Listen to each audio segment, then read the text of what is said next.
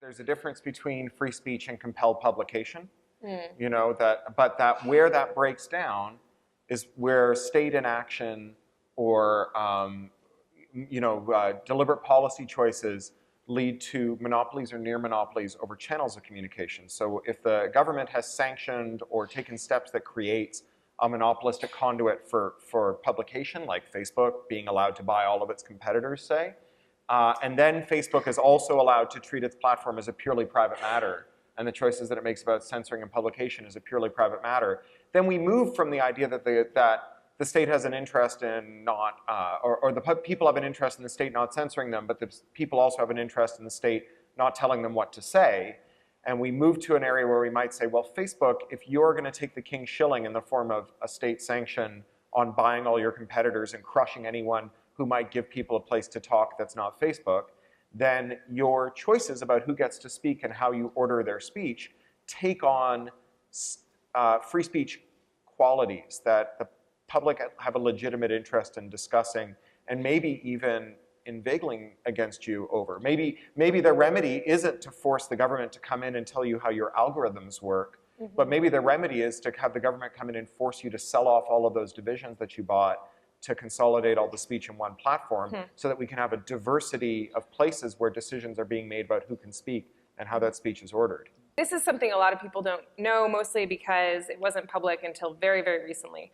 So Facebook, I'll just speak about Facebook because it's like kind of just, it has been like more or less the most transparent about this.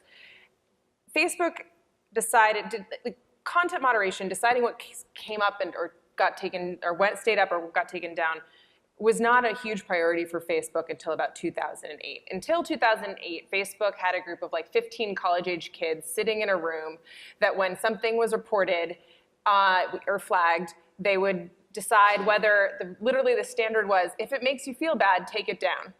And so that was, but which was a functionally fine thing when the publics, when the people, when the us versus them was mostly American college-age students were the users of Facebook, and they were being moderated by American college-aged users, right, college-age kids. Yeah. So this is kind of fine. When it starts going global and like everything, this quickly falls apart, and there's a team of like, it was 10 people that were tasked with basically writing all of the rules of what was going to happen. Except it turns out that like David is a naked body, but also it is art. And so people want it to stay up, but how do you explain to content moderators in India, which is basically when you flag something, you check a box about why you think it's like breaks their standards and rules. It goes through a queue and basically shows up with privacy information stripped onto a computer of someone in Dublin or Warsaw or Hyderabad or the Philippines. And these are people who sit all day at computers for many hours a day and just like click through stuff that other people think is violent or extremist or nudity or pornography or hate speech. Yeah, or the localization of the abstraction that is the standard of obscenity. Because a lot of modern censorship law, as we've discussed many times, often it's pornography that is the edge on which legal precedent is set.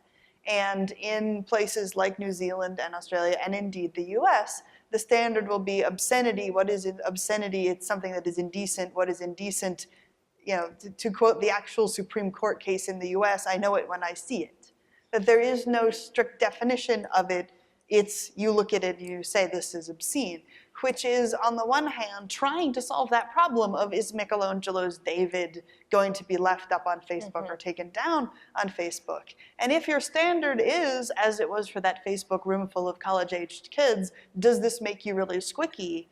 Photos of Michelangelo's David are going to make you really squicky if you're from the correct kind of society. So one element of realpolitik about what Facebook's standard ends up being, and all these platform standards ends up being, is where there's an enforcement nexus. And early on in the growth of the platforms, when they started to, when their investors started to demand really big growth, and when they started to worry specifically about the, quote, next billion, the next billion internet users, there was a real rush to put advertising sales offices in all the countries where they thought they might experience growth. And an advertising sales office is a bank account and some people who can go to jail if you don't follow court orders in a country. So as soon as you start setting up advertising offices and bank accounts in former Soviet republics in Asia or in sub-Saharan nations with autocratic rulers, then you also are jurisdictionally tied to them.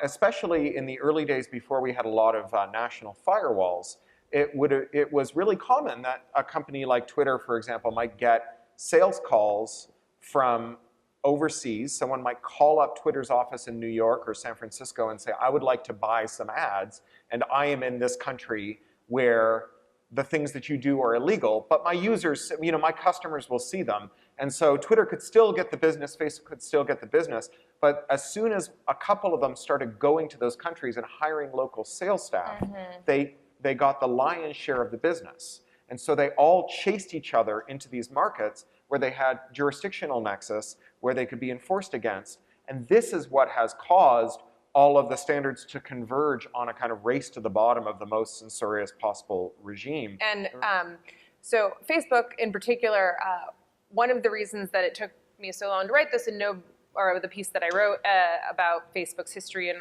YouTube and Twitter's history was that there was no transparency in what the rules were.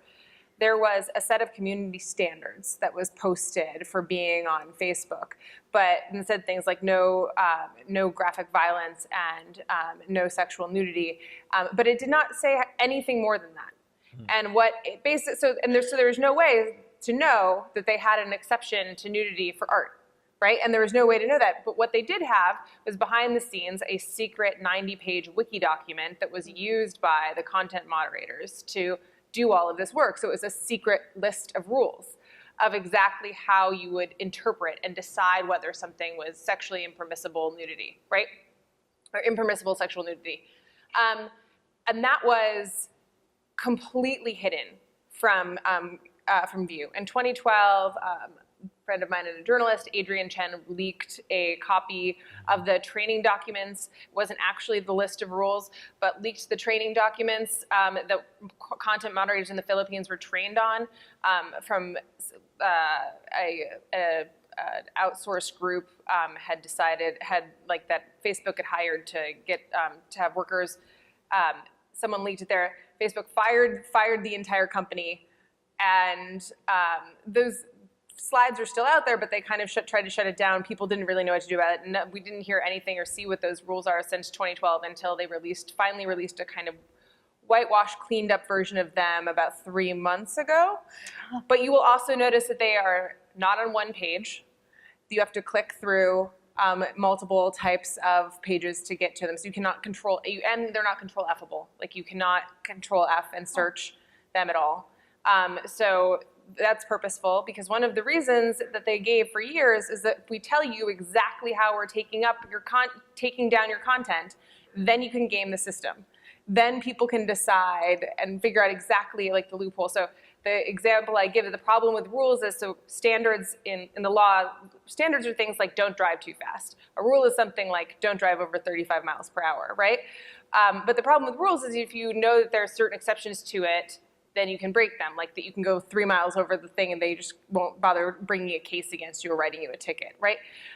The example I give is like my crazy uncle was in the military and he had beer bottles lying around his bunk, and his like sergeant came in and was like, clean up these empty beer bottles. We don't allow empty beer bottles like in this like thing. And so he filled them all with water and then like left them left them perfectly in place, right? It's kind of like if you know like the exact rule, you can violate the spirit of it very, very easily. And so that's kind of why Facebook didn't want to disclose these for such a long time.